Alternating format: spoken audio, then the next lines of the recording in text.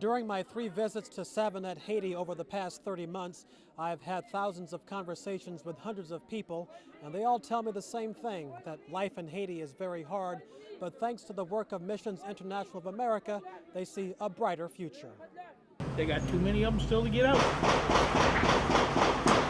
I had just begun talking to Jerry Sexton about the problem of abandoned houses on Park Street when our conversation was interrupted.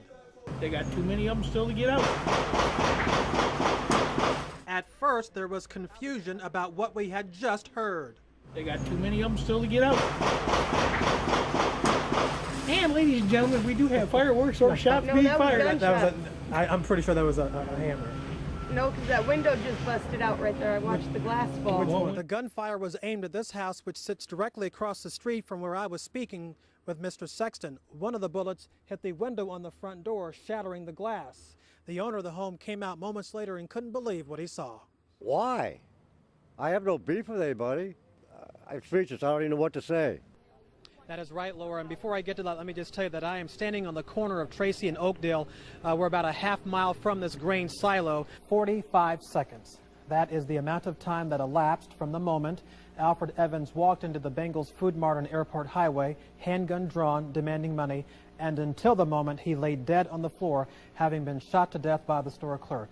It was the latest and deadliest in a string of gun battles between store owners and would-be robbers. Less than 48 hours after one of the most devastating tornadoes in the history of Ohio tore through this small community, residents beginning the slow, painstaking process of picking up the pieces. On the corner of Woodland and City Park in central Toledo is this Ohio historical marker that indicates where acclaimed jazz musician Art Tatum grew up. But the house sits abandoned and boarded up. Fans of Mr. Tatum say that now is the time to do something with this house that matches his legacy and contributions to Toledo. They volunteered to serve their country, but an NBC 24 investigation finds the Navy recruiting office in the Miracle Mile Shopping Center threw thousands of personal documents of recruits in the dumpster without first shredding them. Addresses, phone numbers, even social security numbers, a treasure chest for crooks. I'm surprised. I'm totally amazed at our government and our military. There has to be some sort of protocol for them to follow to take care of this information. Bridget Atkins was proud to be a part of her family's rich military legacy. She's following in the footsteps of her brother, father, and great-grandfather. But the family is angry that Bridget's personal information was treated so carelessly. And there has to be a way for the government to keep that confidential, not throwing it into a trash can where anybody can get that information. NBC 24 went to the Navy recruiting office, but the sailors didn't have any answers. Is there anything you can say about these things? Nothing I can say. I saw bags of shredded documents, but somehow the documents NBC 24 obtained fell through the cracks. And you guys have nothing to say about what you think these folks would feel about their documents being Can't found? say anything, Okay. even if we wanted to. Leonard Petrazak says this isn't the first time his son has had personal information compromised by the Navy. He was telling me that they informed him that some of his information might have came up missing. I guess some kind of tape of some sort was thrown away. The Navy issued this statement. This is an isolated incident, but one that we take very seriously. It is contrary to our policies and practices, and we have already launched an investigation to determine what happened and to prevent this from happening again. In addition to dealing with the stress of combat, these servicemen and women may now have to deal with being the victims of identity theft. I have 2 of my children that went to the same recruiting office, and they're starting out young. What if someone gets this information and completely destroys their credit before they even have a chance to make it on their own? Despite the below-zero temperatures, 20 volunteers were on hand for the homeless count. The idea that there is somebody outside on a night like this is just unconscionable to let it go. And so I don't know what else I could do. Volunteers filled up their cars with boxes containing food and clothing to give away. Then they drove to their assigned areas. North Bend is known for a lot of derelicts, homeless. This is Manhattan Plaza, and a lot of them, when the weather's nice, they camp out back here. Volunteer John Whitlow didn't think he would find people sleeping in abandoned buildings or in public parks, but he checked them anyway. Then he spotted someone who looked like he needed help.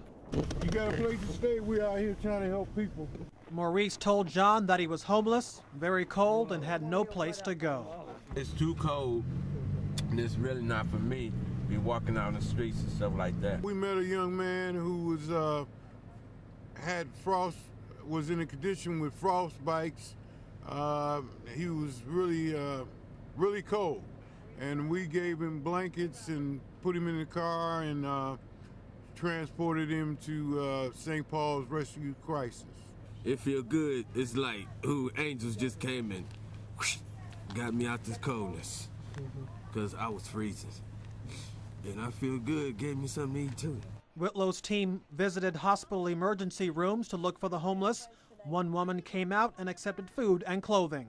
And this nice lady right here, she was helping giving out. I got me a brand new coat today and a hat, and they was down there giving out blankets and everything. And Toledo is really blessed because they're out here trying to get the homeless people in and get them out the cold and everything. And I just want to say thanks to you guys, and I'm blessed. The information gathered by the volunteers will help local shelters in their quest to gain federal funding to expand their services for the city's homeless population. Dr. Sue Leatherman of Columbus headed the team of professionals that manned the MIA clinic in the Savonette last week. On most trips, she is accompanied by a second American doctor, but not this time. She was the lone physician. Then, to everyone's surprise, a local Haitian doctor showed up on the first day. I thought it was an answer from God, definitely. Well, because I've been very concerned about being shorthanded and knowing that I alone would not be able to see all of the patients that needed to be seen. And between the two of us this morning, we saw some very incredibly sick people. Several months ago, MIA co-founder Dr. Jay Nielsen had a chance encounter with Dr. Gaspar Edmond and invited him to help out with the clinic. Said to him that I really appreciate the work that he's doing for my Haitian people. And then I asked him, how can I involve, okay? MIA brings doctors and nurses to the Savonette twice a year in March and November. It's the only opportunity for most people here to see a physician.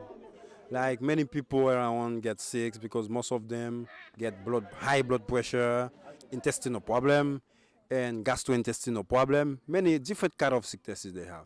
I'm standing outside the clinic where for several hours under the blazing hot sun, dozens of sick people have been waiting in line, desperately hoping to see an American doctor. There were some sick people the doctors could not save.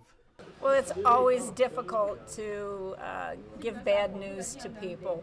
There's no good way to do it, no easy way to do it. It's particularly hard in a cross-cultural setting through a translator in a busy room full of a lot of people.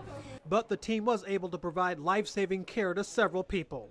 There were a couple that I know that Dr. Sue saved their life. Second day, the girl came back doing better, gave her another dose. Third day, we sent her home on PO. So I know if Dr. Sue wasn't there, she was critically ill. She probably had pneumonia. That we were able to do a lot of good. There are some things that we can't do very much about, but there are things that we can do, small things that help a lot, and so I was very pleased that we were able to be useful.